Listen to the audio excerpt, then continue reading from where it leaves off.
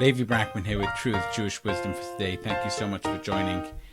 This week, I had the pleasure and privilege of having a recorded conversation with Rabbi Levi Morrow. Levi Morrow is originally from Southern California, now lives in Jerusalem where he teaches in Oraita, and he's also a doctoral candidate where he is studying the political thought of Rav Soloveitchik. It was a very wide-ranging conversation, and there is one part of it that I wanted to focus on. He says to me, well, I believe in Emunah Pshuta, which is simple faith, and you believe in postmodernism. And he said that somewhat facetiously because I do not believe in postmodernism. But there was something which he was trying to say there, which I would say in many ways characterizes my position here versus his position. And that is that whilst when you believe in a relativistic position, then you might say that you accept your position, your faith, on simple faith without any rational backing. Whereas my position is that simple faith should not mean simple faith without any rational backing. You come to faith through rationality, and that would be my position as a rationalist, not as a postmodernist. Anyone who's listened to this podcast knows that I am not a postmodernist and I'm much more of a rationalist. That would characterize, I think, the differences between me and Rabbi Levi Morrow. It was a wonderful conversation. I really appreciated him joining me. We sparred a little bit at the end, but I'm not going to give it all away. He's a very insightful, thoughtful, and scholarly individual, and I think it's worthwhile listening to my conversation with him. I thought I would also point out that this week's Torah portion, which is Terumah, talks about the tabernacle and all the different parts of the tabernacle and how it should be built, and with all the different specifications, etc. And it talks about the menorah, the candelabra, which was in the Mishkan, which was in the tabernacle. And Rabbi Samson Raphael Hirsch points out that the menorah has 6 branches to it. And those 6 branches represent the multiple different ways in which you can come to Judaism. And Judaism doesn't have just one way, but they're all leading to the center branch, which that is represented as the one Judaism. So Judaism can be expressed, the one Judaism can be expressed in all these multiple ways. And that's really the idea of this podcast, Truths, Jewish Wisdom for Today, is that there are many truths which come out of Judaism, and the wisdom and the truths which come out of it are things which we can bring to our lives in order to enrich it and to live a more Jewish life. So without further ado, I want to introduce my conversation with Rabbi Levi Morrow, and I started off like I always do when I have a guest, to ask him to please introduce himself in his own words. Here is the conversation I had with Rabbi Levi Morrow. I'm Levi Morrow. I live in Yerushalayim with my wife and our 3 kids. I am primarily a teacher, even though it's not what I do with most of my time. I teach 1 day a week, but that is what I love to do. I spend a lot of the rest of my time doing part-time work that's not my love so that I can get home early and take care of my kids. And then I'm also working on a PhD on Rav Soloveitchik's political thought. I'm from Southern California, from a sort of mixed Baal Tshuva, Chabad, Modern Orthodox, kind of yeshivish background. I've been here in Israel about, almost 15 years. I'm very happy to be in a place where a lot of the communal boundaries are a lot more porous, so a lot of those questions don't need to be answered as clearly or distinctly. Yeah, I think that's the broad picture of it. I like pretty much everything about Torah, any kind of Torah. The realm of machshava, or Jewish thought, both medieval and modern, is really where I tend to find my chelek. But yeah, I think that's me. I'm really glad to be talking to you. I know we had a conversation earlier and we got right into it almost immediately. But I think just to pick up on what you said over there, I think it's really interesting where you talked about that the boundaries of the communities are more porous. Can you talk a little bit more about that, and what do you mean by that?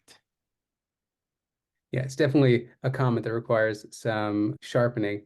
The communal, I would say less that there porous may have been the wrong word. The boundary lines, the community boundaries that are important in the states, and I assume also in other places outside of Israel, but my experience is mostly the states, between yeshivish, Baal Tshuva, Chabad and Orthodox, modern Orthodox communities, or between Orthodox and non-Orthodox communities, those boundary lines aren't as important here. You'll find people who are a lot more mixed. Where I live in Yerushalayim, there's a big Breslov shul.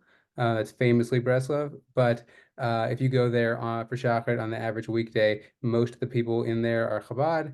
And if you go there on Shabbat, it's mostly Dati Leumi, which is like religious Zionist people. The closest thing there is to a modern Orthodox group here. Like the identities are just a lot more mixed. And it has to do with a lot of different factors, including most communities aren't necessarily built around a shul. And if there's a shul, there might not be a rabbi and like things like that. The dynamics are all very different. Boundary lines, I say, that are actually more intense. Your questions of your exact relationship to the state as a community might be more important than they are in America. I don't know. But yeah.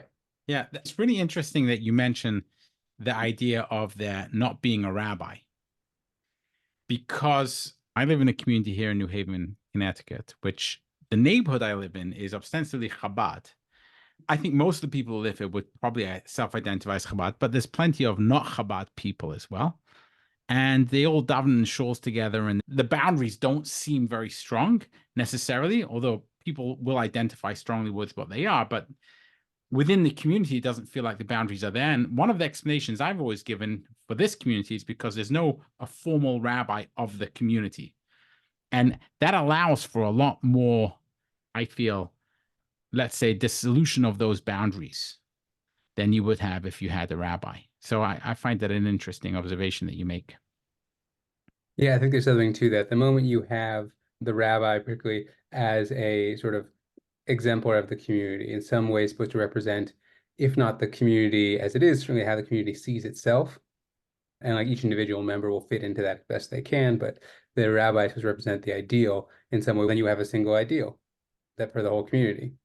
Versus, so even here in Israel, where you do have rabbis, often they're just there for sort of technical roles. Like maybe they give a drasha, but more often for running the minyan or weddings or brit milah, like whatever stuff like that. Then they play less of the role of representing the ideal of the community. Yeah, they're more functionaries. It's not like there aren't rabbis here, but the rabbis are not the formal appointed rabbi of the community. There still are people who answer shilas and that kind of thing. I initially came across you because I was looking into Judaism and postmodernism, and this series of my podcast this season, I've been talking a lot about postmodernism, and you came up as a person who has opined and spoken a lot about that. Shagar is someone who you know a lot about, and I listened to a number of other podcasts that you did where you spoke about this, and I found it very interesting, and I was sure that my audience would also find it very interesting. Tell us a little bit about how you became this person who's associated with Judaism and postmodernism and your thoughts on all of that.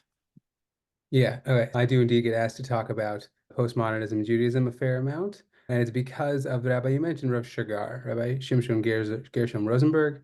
Already in his youth, he was known as Shagar because the letters were on his tefillin bag in high school, so people called him Shagar. It stuck. He was an Israeli rabbi born in 49, and he died in 2007, unfortunately. But he was a member of the religious Zionist community, and he was part of the movement to bring Chassidut, with an emphasis on, let's say, Breslov, Ishbitz, and Chabad into the religious Zionist community, along with figures like Rav Steinsaltz and Rav Menachem Froman. Together, the three of them actually founded a yeshiva in the early 80s that was short-lived. Its successor is the Makor Chaim yeshiva Rav Steinsaltz founded, now run by Rav Dov Zinger. But Rav Shagar was part of that group. He also was very interested in philosophy. And so for a lot of his lifetime, or at least for the period of time we have writings for him, so the students talk about in the 80s and 90s in particular, he's very interested in existentialism. Jean-Paul Sartre figures a lot, very concerned with questions of freedom and choice and commitment, and how can you be free, but also make choices that you care about and are committed to long-term, those sorts of things. Towards the end of the 90s and beginning 2000s, he begins to encounter postmodern thought, postmodernism, talk about we live in postmodernity, these sort of questions. And that begins to appear more in his writings.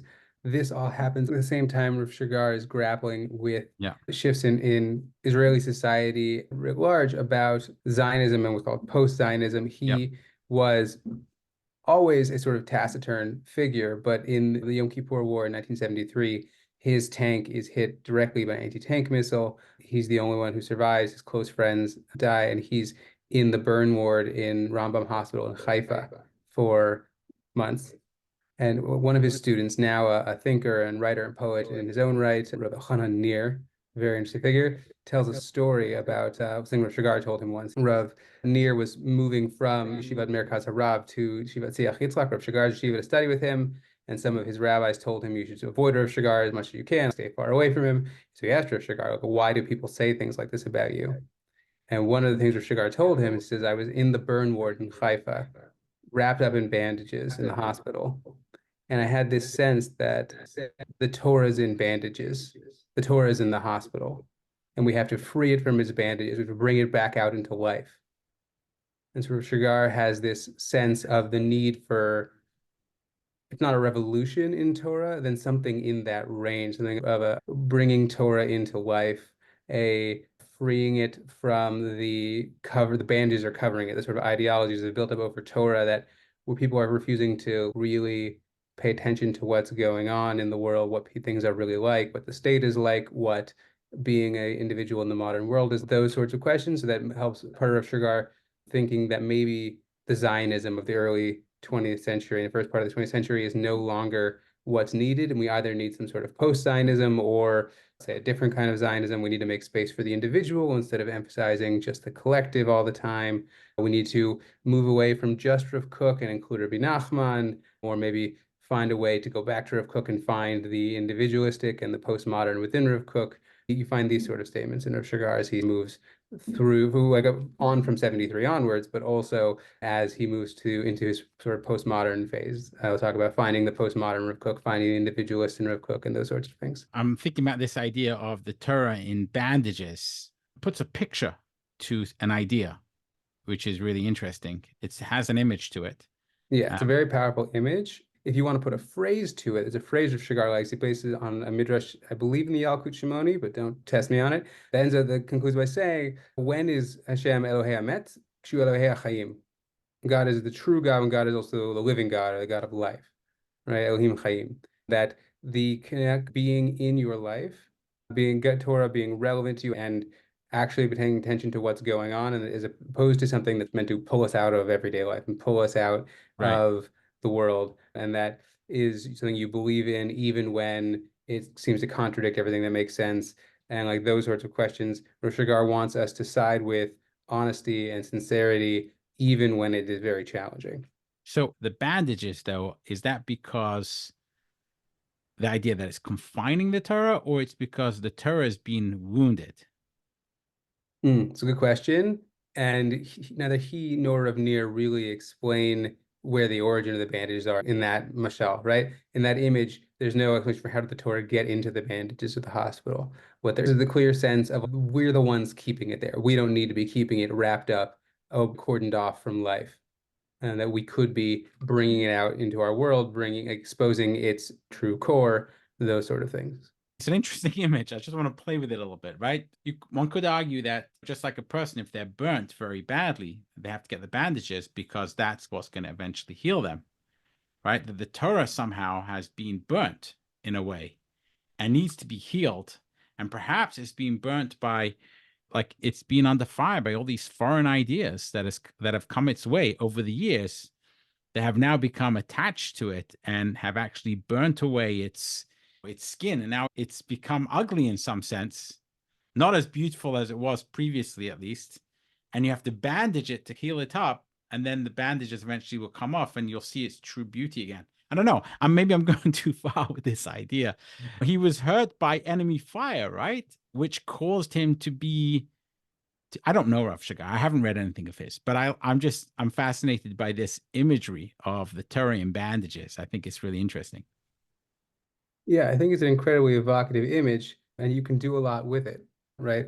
Richard definitely wouldn't say it would be per se burned by a foreign fire, not because he didn't think there were like dangers. And we're going to move towards the discussion of postmodernism. Yeah. And like anytime he talks about postmodernism, not anytime, but like he'll talk about it, says that there are parts of it that are bad, and he in one essay distinguishes between hard postmodernism and soft postmodernism, and he says I embrace a soft postmodernism but not a hard postmodernism, and that sort of thing. Like he is in some ways the point of that story is to introduce a sort of degree of critical reflection about how we interact with Torah, and the fact that there's what we call Torah might include both Torah and bandages, and what are the bandages and is the Torah. And he's not going to say we should uncritically embrace anything. I would say just this is moving away from the postmodernism point, but just to run out, he does actually think there's a very important point in life and space in life for uncritical engagement, that he thinks that you can't live your life in pure critical self-reflectiveness. And if you do that, you're not really living life. But he thinks that there needs to also be a critical phase. And the question is, how do those two go together? What are the parts of your life where you are fully engaged in something?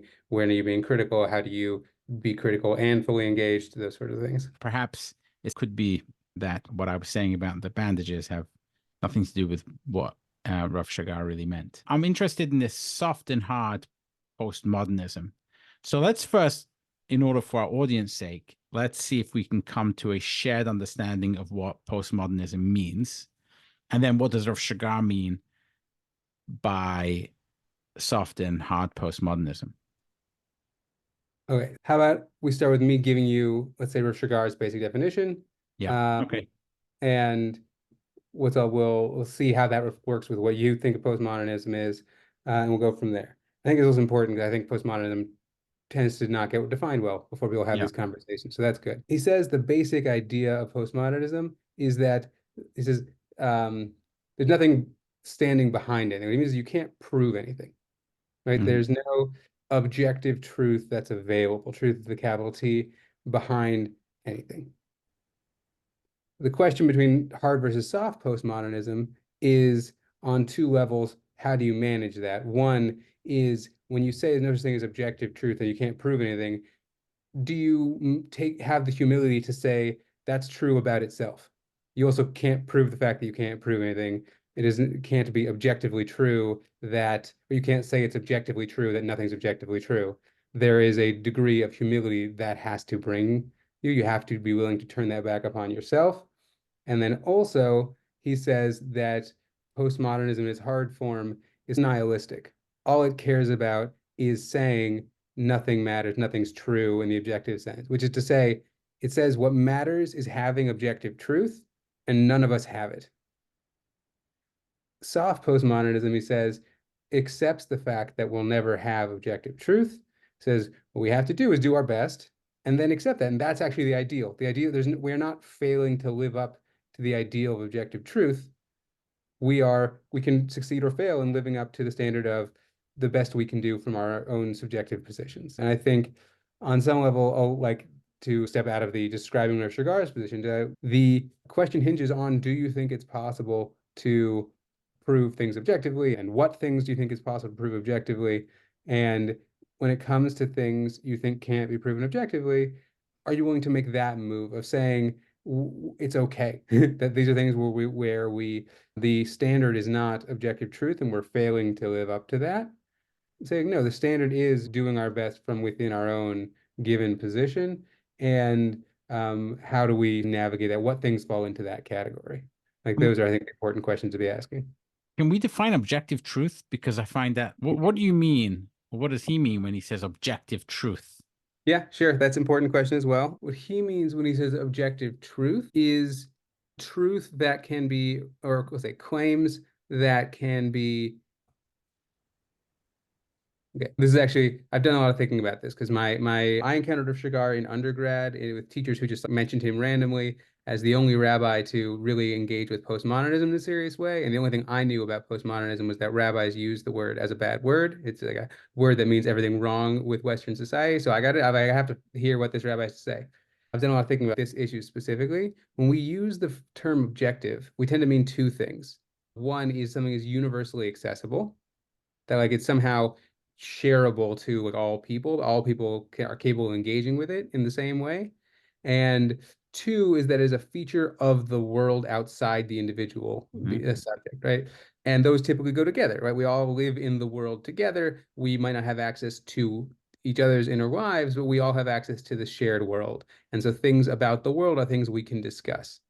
And so one of the things Rav Shagar is interested in is things that might not be features of the world per se, and they're not universally accessible to everyone, but they might in some sense still be outside of us, something that transcend us in some way, something that does not have belief in objective truth or objective faith or whatever, something like that, but he does believe in absolute truths, in absolute faith, things that are outside us in some important way, even if they're not universally accessible or inhering in the world. Because, like, my example is this: this is basically how nevuah works.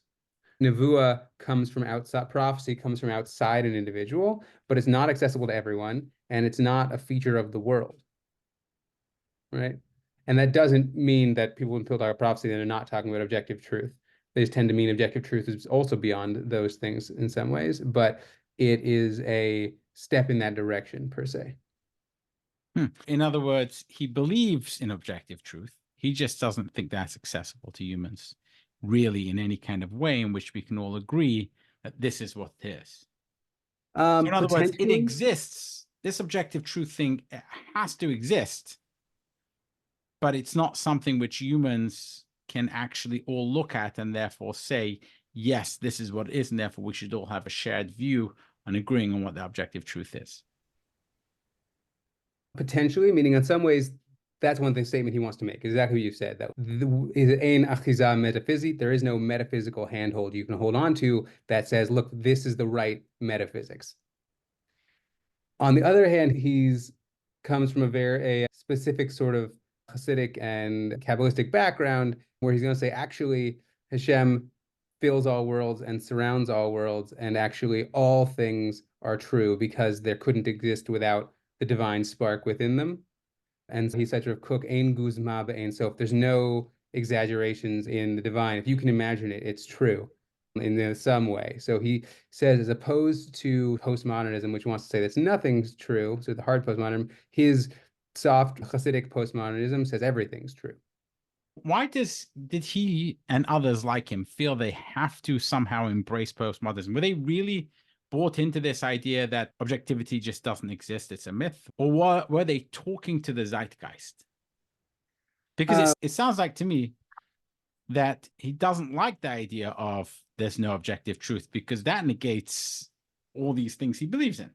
I'll say, I don't want to say he doesn't believe in it per se, he's just talking to the zeitgeist, but there's two important things to say that. One is that he's very explicit about being deeply engaged with his students, and that a lot of this comes out of ongoing dialogue with his students. It also comes from his interests. He was from a very young age very interested in philosophy and like trends in Western philosophy. And so he would talk with his students, but he also asked them to bring him books from university libraries and stuff. But so that there is a back and forth between him and his students that's part of this. But also I'll say, I tend to say the people who make Rav Shagar into the postmodernist rabbi are missing what he really cares about in terms of postmodernism and the broader picture of what he's going on, what he's interested in writ large. Why I started by talking about how he was into existentialism, because in his existentialist period, what he cares about is subjective truth, right? The inner life of the individual. He says that's where religious life really lies, is in the inner life of the individual. And so what he really cares about is subjective truth, then when he comes to across a philosophy that says there is no objective truth, then sure, why not?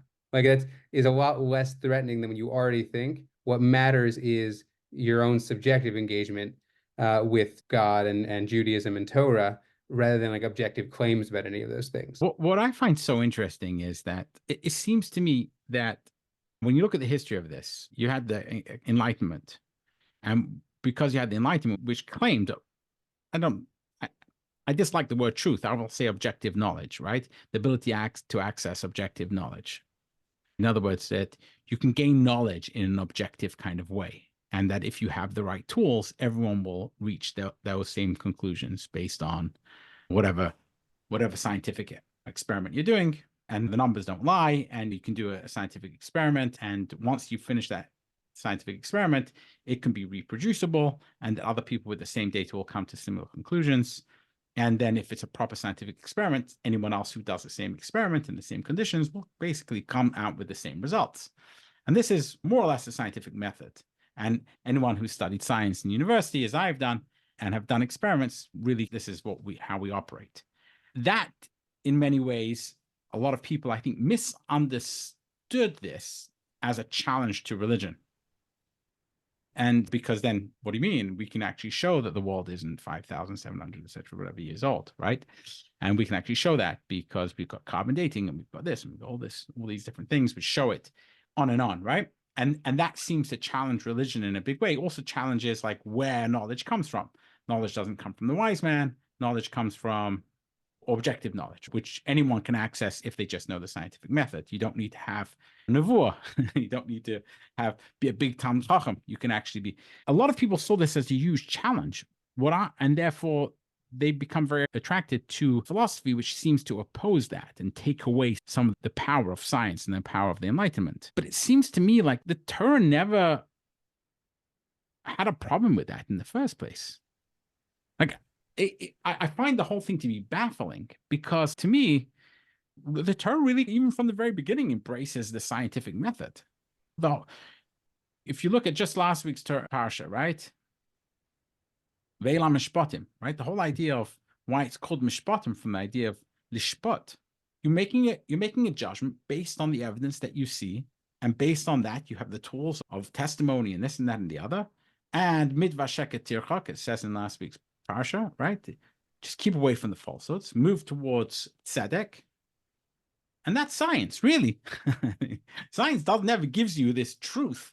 Science never makes anyone, the first thing when you study statistics, you're told in the very, very beginning that all you're doing is rejecting the null, right? In null hypothesis testing. You're never saying the alternative hypothesis is the fact, right? You're always saying that based on the evidence, it seems like we can reject the null and now accept the alternative hypothesis until we come up with more evidence where the alternative hypothesis then becomes the null and we might reject that. In other words, this idea of there being some kind of objective truth, that's never, my understanding of the Enlightenment was that was never something which was ever expressed. It was just that we have an ability to objectively come to some kind of shared understanding of things based on a repeatability of experiments.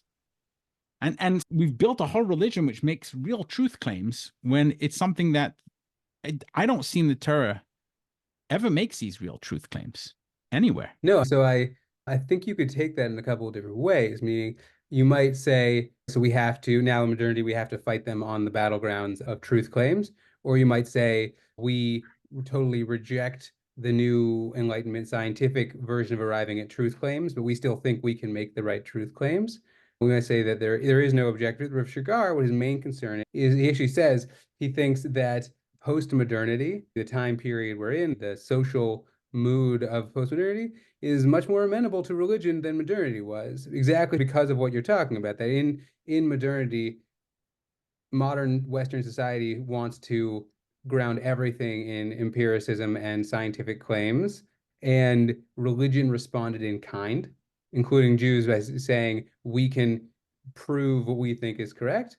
And he says we should go back to not to being scientists, go back to being Ovdei Hashem. That you can be an Eved Hashem without having to worry too much about the like objective truth claims. You just you have done as much as you can to know what's true. Like midar shekar tirchak, like you said, you're not allowed to embrace something you think is a lie.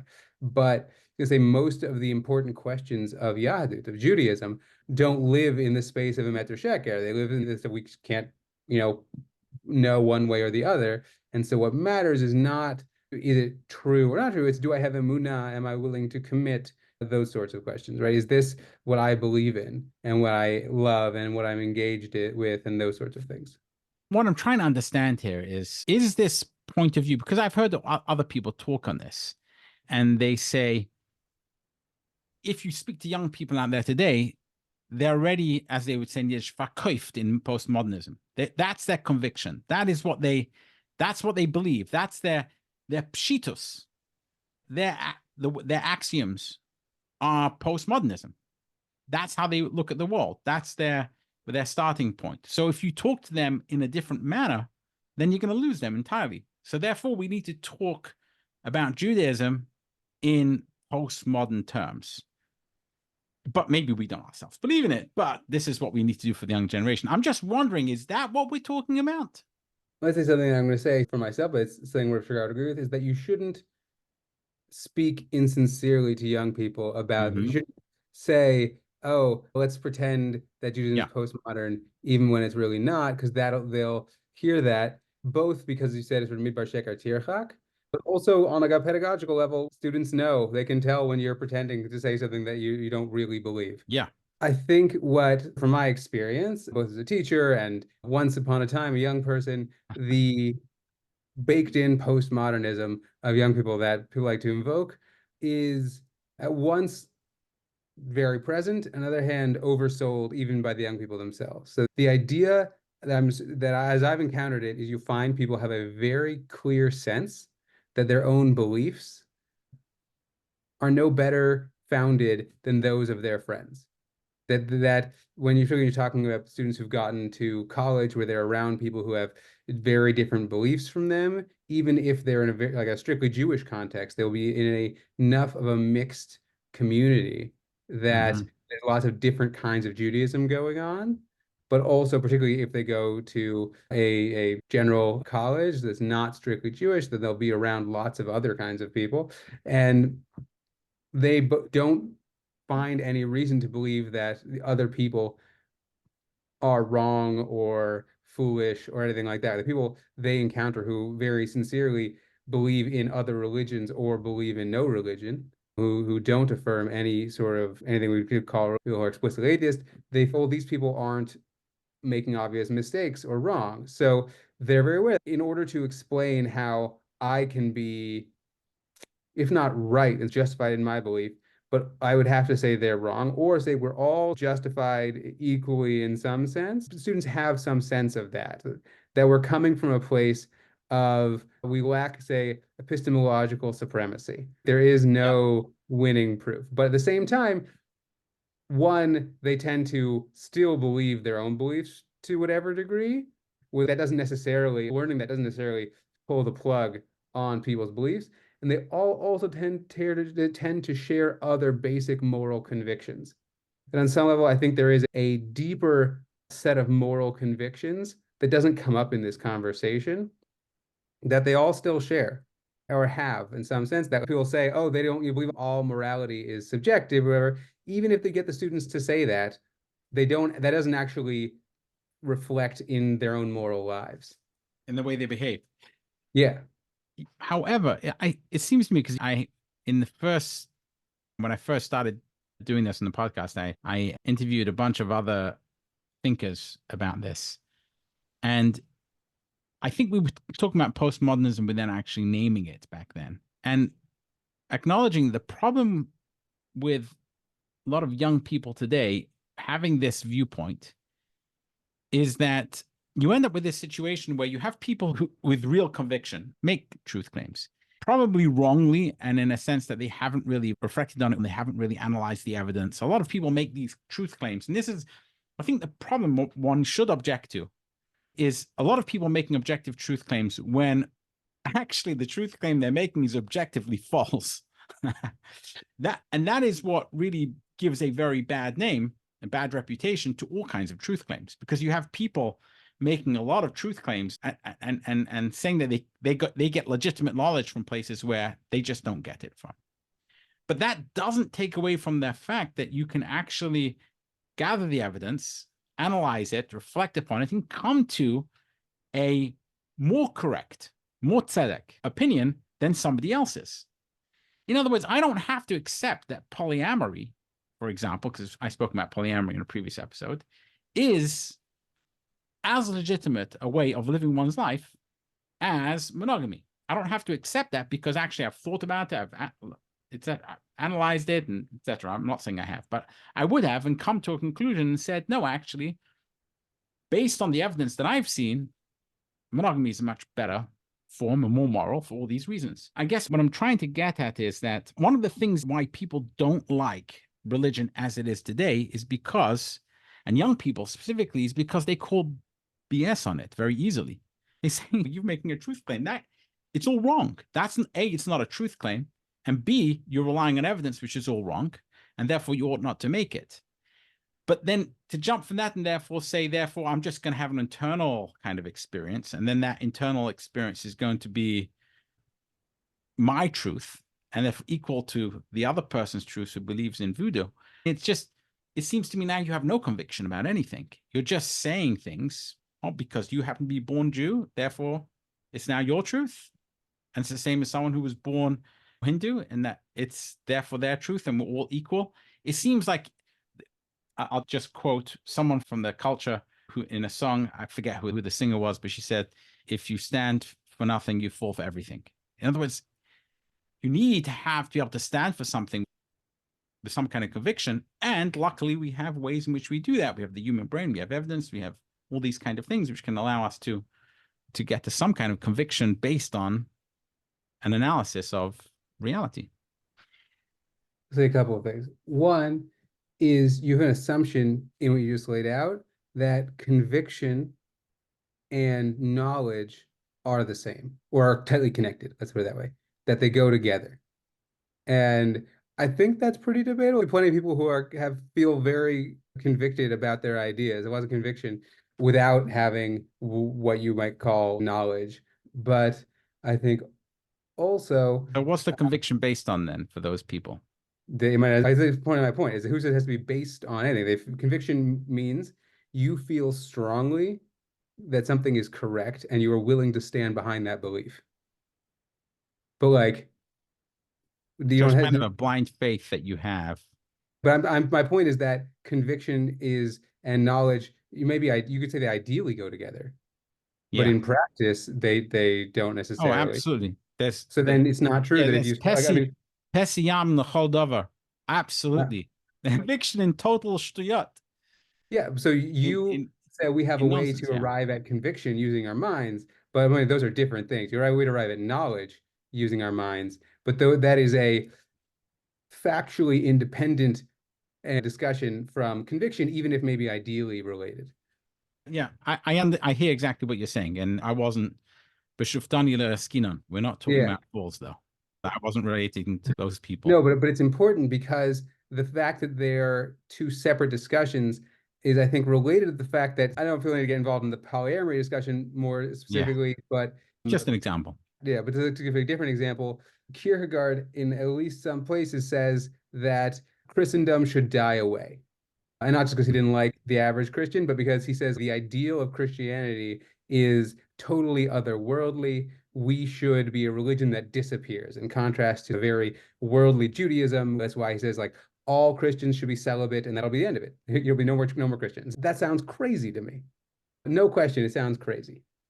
I think the basic normative moral value is that life is good, right? And making more life is, at least in base, is good. But that is a moral conviction that I can't point to in the world, for lack of a better place. I don't know how you go from evidence to moral claims, right? If I would say the basic moral truth that seems like it should almost be implied in the existence and persistence of life is that life is good.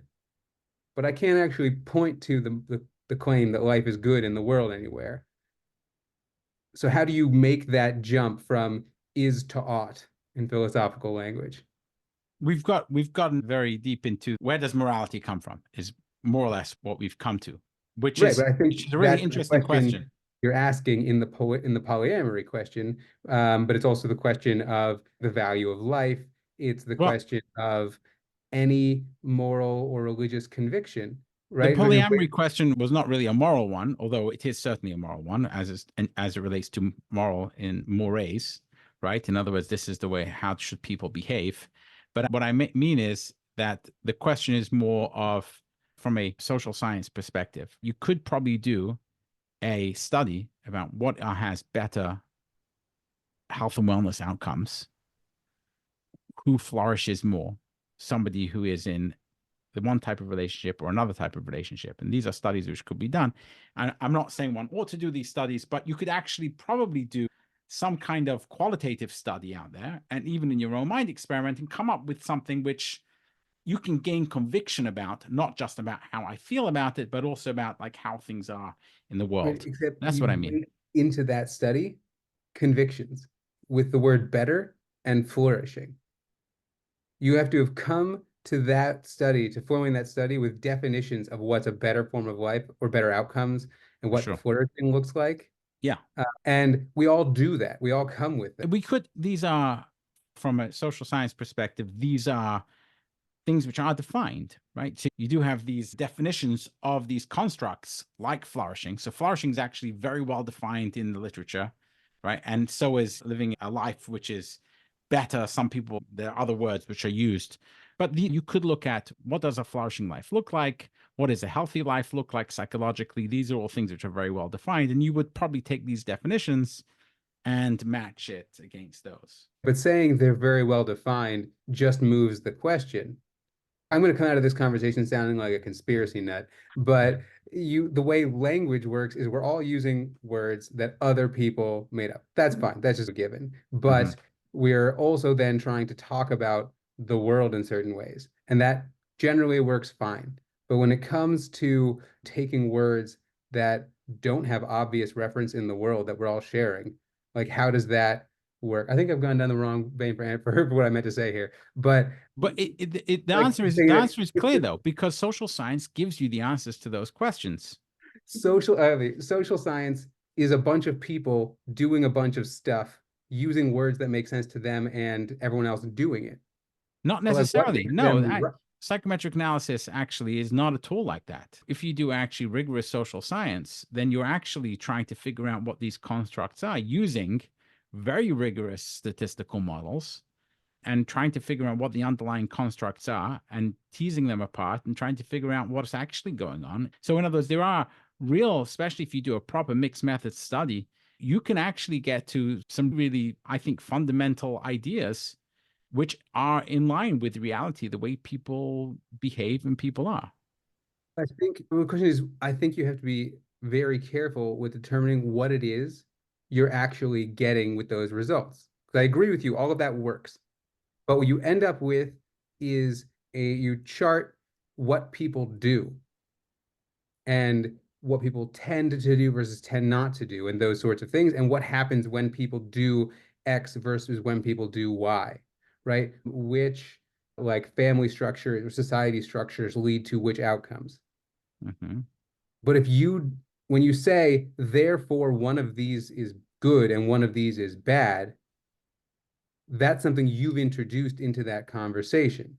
To go back to the Kierkegaard example, seems pretty obvious to me that people dying off is bad, but he believes, based on his own theology, that's good. And that's not something I could point to which one of us is theologically correct. To pull from the Jewish tradition is a crazy piece of Rav Tzadok. It's just hard to grasp. And in one place, I think it's in the end of this piece, he says, God forgive me, im lo b'dat dibarti, if I didn't speak well. But he references a whole, he ties together a bunch of different Gemaras on the topic related to this question. And the best example he gives is the claim of the spies after they come back from the land and say it's a bad land, we don't want to go to it. Eretz ochelet et yosheveha. The land Mm-hmm. consumes its inhabitants.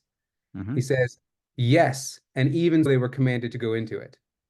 Mm-hmm. Right? You might think that's a crazy thing that leads to bad outcomes. If you go live in a place that's going to destroy it, then that you shouldn't do that. It says no, just the moral norm of the divine plan didn't match up with what you would be the social science of the day, that the spies accurately depicted what happens to people who live there and derived conclusions from that. And is the divine command went against it. What are you supposed to do? The fact that you can describe very well what actually happens in scientifically representative studies doesn't automatically lead to certain moral claims. No, and the moral and ethical claim is very hard to come by. And there are others, and I'll leave it to them, who've made the argument that you can come to moral and ethical claims using the tools of science. And I don't need to necessarily give them a plug on this podcast, but there are well-known people who've made those claims, and there are people who are dedicating their life to try and prove those claims. And we'll see, maybe not, I don't know. But I do think that one doesn't have to necessarily talk about morality necessarily, or what's right and what's wrong. And that's why I didn't use the word right and wrong. I use good and bad. We can actually define what good is as it relates to the constructs that we have well defined. In psychology, you have what sickness is when someone's psychologically unwell. We have definitions of that and the constructs which lead to that. If someone is addicted to some kind of substance, for example, and has lost control over that, we consider that to be a negative outcome. Whereas somebody who's flourishing and feels a sense of purpose, etc., and we can define what purpose is based on various constructs, and how those are very well correlated with all these other things which people seem to want in their lives and have positive outcomes. These are things which we can generally agree upon, right? And therefore, based on that, you can then say whether if you do this, then you're going to have these highly correlated with all these positive outcomes. If you do that, highly correlated with these potentially negative outcomes. So these are things we can come to. I understand the postmodern mind might see it differently, but which I find really interesting. Right. Again, I think for me, look, I think you just have to be more critical of the terms you're using than that. I think I ultimately agree with you in practice, but Yeah. I'm aware of the contingency of a lot of this. So in order to that what you just laid out, you said you were going to set aside true and false, or right and wrong. So we're supposed to set aside right and wrong. That was it, and use good and bad. But I don't think good and bad are any more obviously real, visible things you can point to than right and wrong. You then move from to there to like generally accepted definitions that you can attach to right and wrong, and that's true. Like there's generally, but the fact that there are generally accepted things just means this is a societal convention, right? Societal convention is different from like a fact about reality. It might match up to reality, it might not, but the fact that when society values certain outcomes as opposed to other ones doesn't prove good or bad or right or wrong. And I think your examples of mental health is quite telling. The history of mental health as a profession is a ongoing and changing one and very contentious. The things that go in and out of the V or whatever, what I don't remember what it's called, the manual about what is Yeah. or is not sick, what is or is not wellness is fluid and controversial. We now live in a world where, because we've said everything's relative, now some of the things which once upon a time people seem to agree upon were sicknesses, now everyone's saying actually they're not sicknesses. Actually, these are things that should be celebrated. The deconstruction has happened. So I would argue that it goes in the opposite direction. And this is part of what I was saying before about when you were talking about college students, saying that they live around people who live Mhm. differently from them and are very different from them, and they don't seem to be obviously wrong or foolish or bad people or anything like that.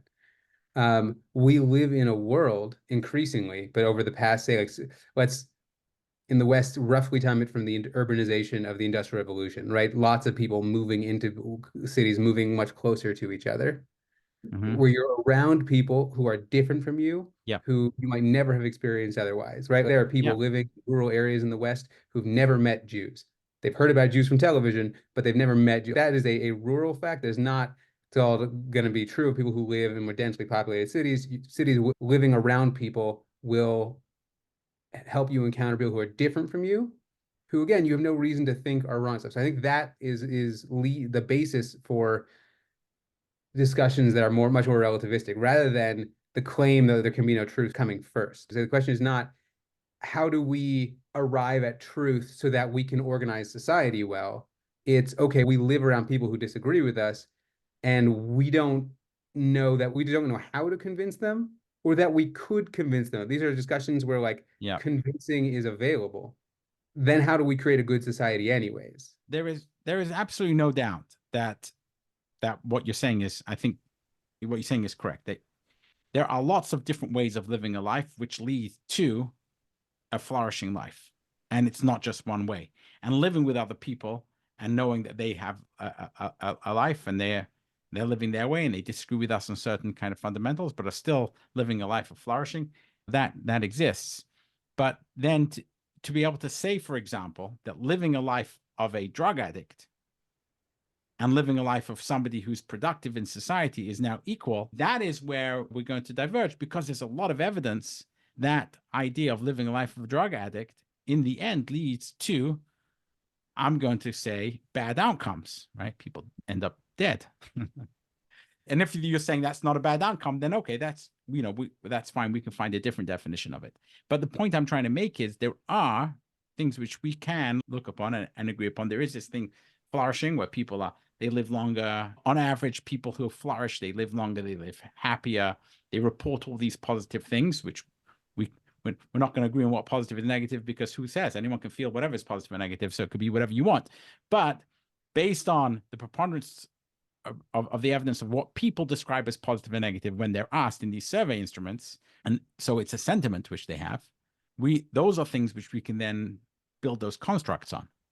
And so that's what I'm trying to say, and that's what social science does. So you do end up with this kind of idea of what's good and what's bad based on what people feel and what people say in the sentiment which they express in these surveys.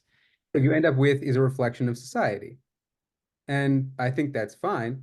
Again, I think also in any given society, most people are going to agree with on most things about that. The average person isn't going to say people who die, who fall into drug addiction that leads their life to fall apart, then they die, that's fine or good. It'd be very hard pressed to find someone who actually believes that. But the jump from people in society believe something and agree on something to this is a truth that transcends people, or this is right and wrong, that is a jump that you're not qualified to make. But you have this concept of bottom dat nasal kolodam, right? You find the Gemara, which is used, just I might feel something which is different than what everyone else feels. And you're entitled to feel that way, right? But then you do have the laws of large numbers, and you have these ideas where you can actually get to something which is larger than just the individual of how they feel, right? And that's in social science, that's one way. But then because you're taking the tools of science and you're using them for social science, you can do it also for other types of sciences. In other words, you end up with something which is not totally subjective. Yes, it's a reflection of the way people feel, and you can say that's just how people feel. That doesn't mean anything. Yes, but it's the way all these lots and lots of people feel, and that's why you can now come to something which is we can all talk about and say this is the evidence for it. And that is not the same as somebody who just feels on their own, right? There's a difference. Sure, but it's also not the same as saying this is universally true for people, even if they don't feel it. The fact that most people in a society agree that something's good doesn't mean people who don't agree should agree. There's that really interesting question with regards to Hitler, because if you asked Hitler what he was doing, if he was doing something good and positive for the universe, he would tell you yes. And he would actually argue that he was doing an eternal favor for the universe and something which no one else would ever do. And that what he was doing was going to free humanity from this terrible evil called the Jewish people. That's what he would say. And he sincerely probably believed that. And you have kind of people feeling all kinds of things, is what I'm trying to say. And so the question is, was therefore Hitler a bad person? Using your argument, you can never say he was a bad person.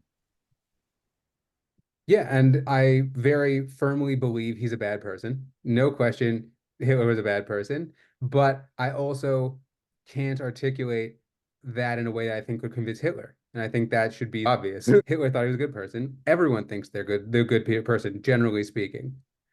For me, when it comes to questions of the basis for believing in what's good and what's bad, and trying to base that on something more than my own whims, I tend to think, tell me if this framework is helpful, that there are two reasons to do that. One is for ourselves, right? It's not good to believe that your own beliefs and your morality is baseless, right? It should feel grounded as much as possible. And two is societally, it would be good if we had a basis for beliefs. But when it comes to the second part, to society, I think you always end up returning to the we already all believe this kind of model. And I think actually the question of how do we make a good society doesn't require the discussion of a basis. The discussion of a basis, whose beliefs, whose morality is most well-founded in fact, let's say, in something outside the individual, whose beliefs are the least subjective, is about saying how can we decide the question of right and wrong before we ever talk to the other person, right? We can all just put our beliefs into the computer, and the computer will spit out who's right and who's wrong, or how right and wrong should be portioned out. But if there are things for which that model doesn't work, if there are things that you can only ever get down to what do people in society generally accept, or what does the law of large numbers give you? You can't get down to right or wrong. Then what you have to do is talk to the other person, even if you don't like them, even if you think they're horrendous people, and figure out how to make society work together, right? And that is in some ways very terrifying because they might not be willing to have that conversation, right? Hitler is not going to sit down with me and talk with me about how we're going to have a society together, right? So the question is, can we have societies where people who disagree with you, there are basic rules of society that aren't based on anything, just based on we all want to have as good a life as possible, even with the people we disagree with. You do end up with a situation where a lot of people would argue that actually Hitler was a good person and was doing the right thing, and that you have nothing to say to that in the end. I firmly believe that for the rest of my life, I will share a planet with anti-Semites. No, but of course you will. But what I'm saying is that you have to land in a situation where you have to have at least a doubt in your own mind, a suffix in your own mind, right? That you might be wrong about this, and that actually the anti-Semites are right. Look, I saw Bernie Sanders get up in Congress or in the Senate, basically make Hamas's argument for it. And he's a Jewish guy. And it blows my mind from my perspective as a Jew, and he's also a fellow Jew, but also from just a moral, ethical perspective and from a reality perspective. It blows my mind, right? Totally blows my mind that he does that. But from a postmodern perspective, I completely get why he would do that, because he's thinking from a postmodern perspective. And what I challenge you with saying is that if you have that conviction in the way the world is, and your conviction is that there is nothing to really be fully convicted about, then you must have a doubt in your mind that Hitler might be right. So this is where I think this is going back to the independence of conviction and knowledge that I mentioned before, right? Doubt is a knowledge category, not a conviction category. So you have a doubt, okay. But I get also conviction, meaning I don't feel but how do you have conviction without any kind of... conviction is just doesn't come out of nowhere, right? If you have conviction without just feeling... Out of nowhere is the wrong phrase for it, but it is not a one-to-one correlation between knowledge and conviction, including because, again, I think that trying to think of a way to put this. I guess meaning moral convictions in particular, I think tend to, the nature of them is that they're opaque to us. We think they're good and bad, plain and simple. Right? So we don't think they're baseless, and we tend to think what makes the difference between morality and taste per se, from a sort of phenomenological perspective, the moral intuitions and taste, is that we don't think morality is purely subjective. We think it's what everyone should be following. And for all of the things I've said about you can't point to good and bad in the world, I also still think the things I believe are good and bad, but I'm just aware that's my belief. So the question is, can you hold that second part without feeling like doubt? Would you qualify that as doubt? I believe something is true, and also I'm aware that's a belief of mine, not something I can point to in the world. See, my framework is slightly different, right? Which is, I don't believe the word truth is not something I tend to use. It's not really in my lexicon. But I do. And I'm the postmodernist. No, because the Torah doesn't use truth either. Chesed v'emes. It's not truth isn't this thing which we're even called to strive for. I mean, most people translate emet as truth. So if you could clarify how you don't think those are the same. It's equated to chesed, right? In other words, it's more of a qualitative, right? But it's more of a qualitative. Abraham, when he asked Eliezer to go and get it, he didn't say, do for me a chesed v'emes, do something empirically true for me. In other words, truth was used back then in a very different term than it is today. But yeah, I'm with you. What I'm trying to say, though, is so therefore the idea when we say the word truth, it usually people think it means empirical absolute truth, which is something I don't actually believe in. I don't think humans have access to it, and I'm in very good company. Maimonides also didn't think we have access to it. So I'm fine with that. But I do think that the idea of being able to weigh up the evidence and believe there's evidence outside of oneself which can weigh up and therefore get further away from Sheker and closer to Tzedek is something we are called to do. And I think that is how the world works. And my evidence, my study of science has led me to see evidence that this is actually how the world works. And the fact that I have a cell phone here, I'm speaking to you on Zoom, and you're in Israel, and this is something which 100 years ago, even 50 years ago, no one thought possible. And even when I was a kid, we had satellite hookups in real time, and this was like amazing technology. And here we're talking already for a while. And what I'm trying to say is, and that's all based on the scientific method which helped us get here. And so it seems to me very clear that the scientific method does get at something objective outside of ourselves. It seems, and I've seen it and evidence, but I don't say that's absolute truth. I just say I've studied it and I've weighed up the evidence and I've used my good judgment, which the brain that we have, to help me get to that. And I think that's real and that's true, rather than just everything being subjective. I believe we can say objective things, and about all kinds of things, including about what's good and what's bad. And I just think it's more complicated. I think technology and science also gave us Zyklon B and atom bombs and landmines and things. True. And the fact that we can do something doesn't make it good. Might does not make right. Absolutely. True with that. Technology isn't a proof of the scientific method, and which I'm not against scientific method. I think just it doesn't solve moral problems. And once you've put objective truth away, then you're saying it's not available. Then I don't know what you mean when you say we're moving closer or farther away from it, right? Like, how do we orient ourselves towards something if we don't know what it is?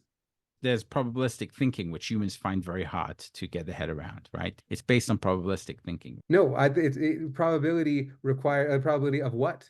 Like, how would you know what objective truth? Once you've said objective truth isn't available, falsehoods is. I'm not a statistician, or I don't know what you mean. Something which is, in other words, we can know what's not true. In what genre of thing to be true or false about? Meaning, I think it's a straw man if you were to say there's some people who believe the world doesn't exist. Everyone believes the world exists. They might pretend for the purpose of a thought experiment that they don't, but everyone believes the world exists. So it would be false to say the world doesn't exist, correct? As far as I'm aware, yeah. Okay. And if you say 2 + 2 makes 5, that would be false, correct? Yeah. So there are things we know are not true. 5. Right? No, but philosophers of math debate whether numbers are real. But like, you want to talk about like empirical truths, sure, but when that we can say what's false. But if you want to talk about things that aren't empirical, then there's probably no absolute falsehoods either. So in other words, there's things which are closer to falsehoods, and I see it as a bit of there's things closer to falsehoods, closer to tzedek, and the idea is to keep far away from this and closer to that one. And you're on the spectrum, and you're getting the tzaddik is someone who's closer to this. The Russia is someone who's always doing this. We don't know what the absolutes are, then I don't know how you know that you're moving towards or away from one of them. Maybe you're going in the wrong direction. That's why we have evidence. When you go to a Beis Din, for example, or in the olden days, when the courts, you had real courts, or if you were in the desert, it was Moshe Rabbeinu and his deputies, or whatever it was, right? And you go and you're looking for a judgment. Right? The judgment is they weigh up the evidence to figure out what went on, and then a judgment is made. So right, that's the human faculty of the brain, which helps us make those judgments based on the evidence. Yeah. Not based on the evidence, based on the accepted rules, which either are from society or from God. And I'm on board with the claim that the rules are the framework which enable you to make the decision. You need both. You need evidence and the rules. The rules are the framework, correct? Yeah, but you'll have witnesses and all those kind of things. And then it'll use the framework to make a decision of who pays who what, etc. But when you're saying we don't have access to absolute truth, then you're saying the framework is either we don't have a framework, or the framework we don't know if it matches up to absolute truth or not. So two witnesses come to court and says, this is a ox which gored the cow, right? And we want to know exactly what happened. We have witnesses which saw it. At some point, the judge himself never saw it. And the judge then has to look and see how credible the witnesses are. You'll have the cow then. You'll see the cow, how much it was damaged. You'll see the Is this credibly an ox which is able to gore? And they'll look at all this evidence together and they'll make a judgment, and then based on that judgment, they'll make a decision based on the framework of the law of who has to pay what, right? But you'll still have them weighing up all this evidence to decide, and then the law is the framework, which is, how based on the evidence, what Okay, needs to happen. but what's the relationship between that scene and the objective truth you said we don't have access to? Because no one would argue it's objective truth. Everyone would argue it's a judgment which is made. That's why I'm asking. What's the relationship between that and objective truth? Is there a relationship? Is there none? We don't have access to the objective truth, but if the judgment is made properly and the chakira and drisha, the evidence and the investigation is made properly of the evidence and of the witnesses, you will get further away from the falsehoods and closer to the righteousness of what needs to be implemented. Getting closer to what needs to be implemented is different from getting close to absolute truth. Yeah. Following the law is following the law. I agree with you. But there isn't, this concept of absolute truth, to me, doesn't exist in the Bible, so therefore I don't use it. You did, though. You said we get closer or farther away from it. And my point is, I don't know how you make that claim. From righteousness. Knowing what they are. From righteousness. Yeah, but again, closer or farther away from righteousness. Where do you get the idea of righteousness that you know that what it is that that orients you closer to it or farther from it? It's the distance from falsehoods. But what you said, we don't have access to that. We can't know what's absolutely false, except in you don't what's absolutely false, but you do. You can know because you have evidence, right? You can know what's really close to absolute falsehoods. Again, if you don't know what's absolutely false, how do you know when you're getting closer to it or farther away from it? That's the evidence, right? How do you know that evidence is related to it? And how do you know what the relationship between evidence and it is? How do I know the relationship between evidence and falsehoods are? Because false is something which is against the reality that exists, that evidence that exists. So the evidence that exists, this is a cup, right? And if I say this is not a cup, but this is a spaceship, right? That's against evidence that I'm seeing what I'm holding. And therefore, I would say that's closer to falsehoods than me saying it's a cup. Okay, sure, agreed. Because I think where you can have claims of true and false is in empirical questions. What happened, facts about. That's right, that's the evidence, correct. Right. Tzedek is not a claim about what is, it's a claim about what ought to be. So you by following the evidence of what is, you get, and not.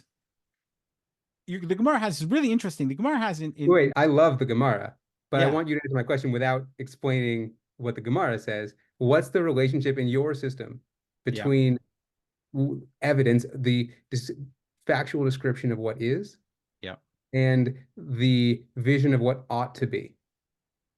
So that's what I was trying to say, is that you have for lots of different examples of what it means to be keeping away from falsehoods. And a lot of that is that you're using, if you see the Gemara in Shavuos, so it talks about it, I think it's Shavuos, which talks about it, it's a lot of you ignoring the evidence because it's convenient for you to ignore the evidence. So a lot of that has to do with, the guy's rich, he's really wealthy, and I don't have to actually be corrupt. I just ignore some kind of evidence, and now it goes in his favor, and he walks out and he's happy with me, etc., because he's a wealthy defendant. The point is, that would be something which you are ignoring part of the evidence in order to get to an outcome that suits you better, right? So that would be the opposite of tzedek. Tzedek is doing what's right based on the evidence that you see. So in my model, the whole idea of tzedek is actually following the evidence and being honest enough with yourself to follow the evidence, no matter where it takes you, without fear or favor. What I'm thinking is that I think the phrase evidence takes you in a problematic direction, because evidence of what? Meaning evidence is both descriptions of the world in which we live and what happened. And it is evidence of good actions or bad actions, right? The framework of the court case brings normativity into it, brings questions of good and bad and right and wrong into it, right? Evidence of a crime, evidence of a theft, evidence of a violation, evidence of a debt, these sorts of things. Yeah. And again, I think that's a framework in which I live. I think the Gemara basically gives us all of those normative claims of what is the meaning of these descriptions, right? Yeah. But I think if you step outside that framework for a second, Yeah. say nobody would disagree with you should ignore facts in order to when you figure out how you should live your life. Mm-hmm. People would disagree about the meaning and significance of any one fact. Mm-hmm. It might not actually be evidence of what you think it's evidence of. And that question is really important of how do you know the meaning of a fact and what implications it has. And a lot of that can be answered by social science, but some of it can't. And in fact, the most important parts of it can't. And what religion offers you is ways to answer those questions based on the framework of halakha. 100%. Which is a framework, but the underlying things which happen, that thing which happened, I think you're agreeing, no one's going to argue that actually happened. The cow, the ox gored the cow, right? But the question is like, what then, right? The question is what then, right? Should you treat a mu'ah different from a tam? Those are the questions I think you end up needing to appeal to something baseless or something that can't be demonstrated. That's why it was what religion and halakha provides for us. Sure. Right. Yeah, exactly. It provides that for you, but we end up agreeing that there is something which the human mind can now look at and analyze. And it's not relative because this actually happened. And now we're analyzing it and we're coming to, and we can use our good judgment. And then based on halakha, the halakha helps us decide if we believe it doesn't help. It sets the parameters. That's really important. If we all believe in it, we all share it, we all have a shared belief in it, then we come to the Beth Din and then we're all agreeing that this is the way to respond to it based on this particular framework. If we don't like that, we can go to the local small claims court. Is there really? Anyway, if what you've come down to is that anyone who agrees to live within a certain normative framework agrees to live within a certain normative framework, great. But again, I don't know why I'm the postmodernist in this conversation, right? Like you just said, the halachic language game is internally valid, and it like. No, because you could make it. That's a different judgment which one might make, right? And I urge people to think about halakha, whether it's valid or not, from the same perspective, right? Look at the evidence, review it, and let it take it where which perspective? From the external perspective, from the internal perspective, from who you are, and that's what we're called to do. And then make a judgment whether it's tzedek or not. Yeah, but you keep that. And Moses, it's interesting that this is what happened when God tells them, look at the evidence. I'm asking you to do this. Look at the evidence I've presented to you. He didn't say, I am the Lord your God who created heaven and earth, because that wasn't evidence enough for the Jewish people. He said, I am the Lord your God who took you out of Egypt. He's saying, look at the evidence. And based on that, you make a decision whether you want to keep these rest of these 9 commandments I'm giving you. Right? In other words, like there's this concept of take a look at the evidence. And the evidence will guide you to help you make the tzedek, the correct decision. And that's what we have as humans, the ability of judgment that other animals, other non-human animals, don't have the ability to. So just to use your own example of this Eretz Dibrot, right? I'm not sure I agree with your parsing of the first one, but let's go with it. Well, the first of the Dibrot as a claim that Jews should work based on the evidence it lists, Shem, God of Mitzrayim, God of the Exodus. If that's true, then the Jews should keep the rest of the 9 Dibrot and also all of the rest of the Torah. Yeah. That the if-then bridge there is not bridged by facts or evidence. It's something God asserts. And I'm good with that, right? I think we should keep Torah mitzvah because God says keep Torah mitzvah and we care about God.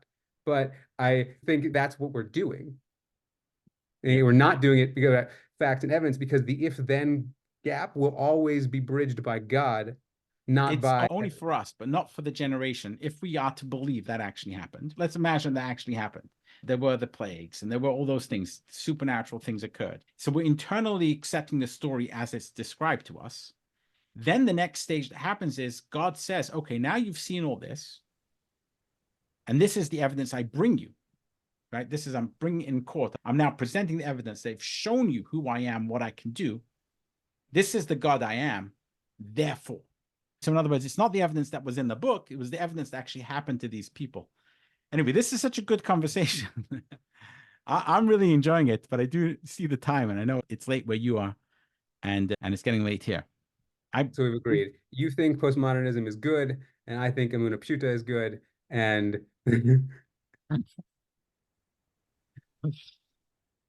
that's not the way I see it. For me, postmodernism is, I think the idea of not being able to see objective reality as the objective reality that we can actually say is better than somebody else's reality, I think is bad. But yeah, that's my view. So I think it can be very damaging and can lead to people being able to say that Hitler was actually right, and I don't have an argument for that.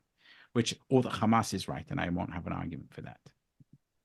That's where it leads, and I think that's fundamentally one of the problems with it. Yeah, I think you can have the conversation on a much more functional level, and you still end up with Hitler and Hamas as problems without getting into truth claims. Look, I think the how do we build a society is fundamentally an if-then question and not a fact question.